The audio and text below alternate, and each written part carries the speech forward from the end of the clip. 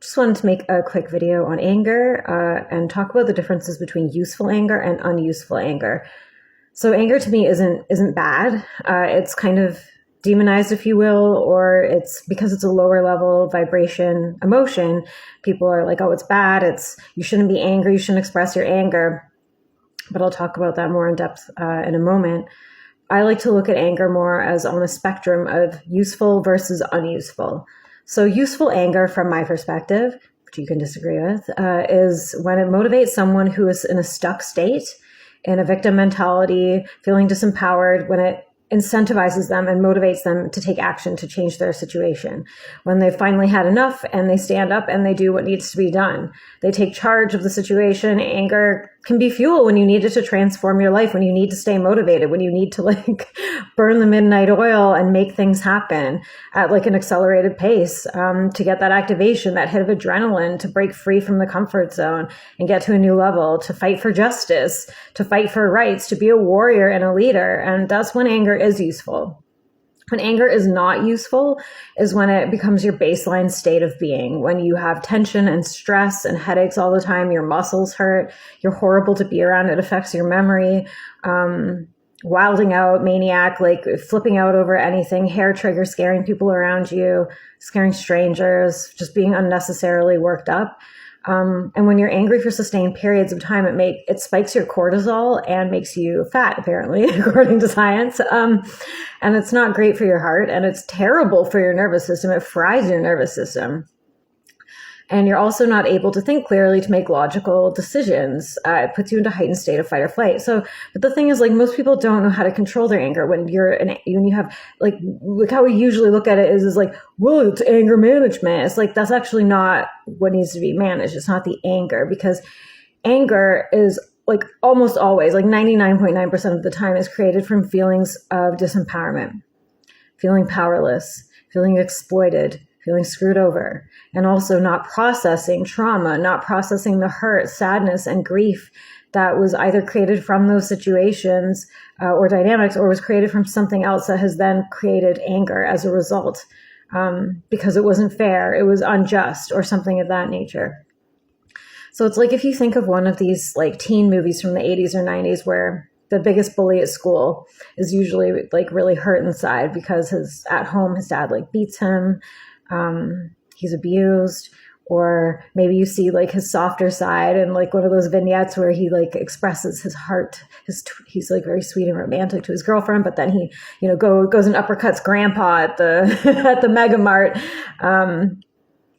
and that's because he didn't feel safe in the world. That's because he felt that he had to create this tough guy persona to survive, because he wasn't taught or even allowed to express his sadness, his emotions, his tenderness, or vulnerability.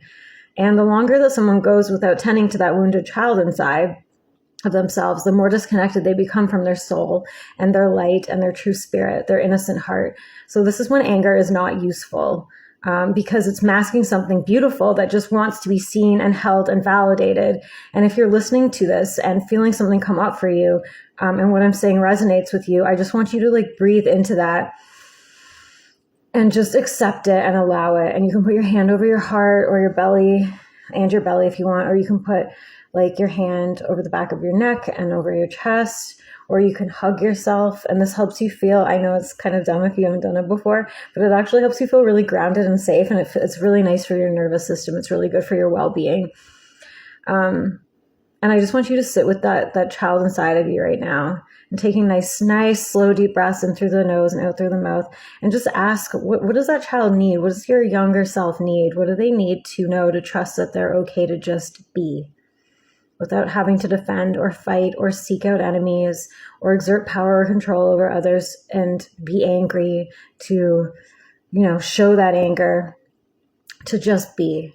And again, to me, it's not bad to express anger, because what it's conveying to you is a deeper need, a deeper wound inside that needs to be addressed. Taking nice deep breaths, and just allow yourself to just be.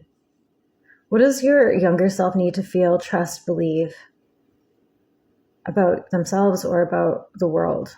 And just allow yourself to sit in that energy. Because what happens is that often people who have this profound level of innocence and they have this kindness inside of them, but they're unable to access it because they've associated into this big, powerful, angry energy as a coping mechanism, as a means of survival. But it's also the people that have that spectrum within themselves that have the ability to become our most benevolent leaders and warriors who can speak to the people from true authenticity. They have like that gut force to make changes, to take action, but then when they also allow their tenderness, then they're able to lead with their heart instead of out of like a reactive, angry space that doesn't serve anybody, including themselves. So when you can access this wide spectrum of emotions and states and honor both sides, honor the side that is tender as well, that's when magic starts to happen for you. That's when portals unlock for you. And if you're an angry person, you also have the capacity for great generosity and compassion. It's the law of polarity. Wherever you go too far into one side, you create a shadow on the other side. So you have all of that accessible to you. And as you allow yourself to breathe and feel and allow and accept and trust that you have access to this well of power inside of you, that when you choose to honor it, will transform what's possible for you and the impact that you can have on the world. I have a couple of videos linked below related to this topic. If you're on my YouTube, if you're on TikTok, you can head over to my Cheat Codes the Matrix YouTube. TikTok keeps removing a bunch of my videos that are, meant to bring people together, but they're being flagged for misinformation. Don't know if now this one will, because I said the dreaded M word. But I am thinking of making more content on anger, because it's something that I've personally moved through, and I see it reflected in the outer reality a lot. So if you would like more help with that, just drop a heart below. Thank you. And sending you much love to your tender little inner child, sending him or her little kisses, little sprinkle sparkle.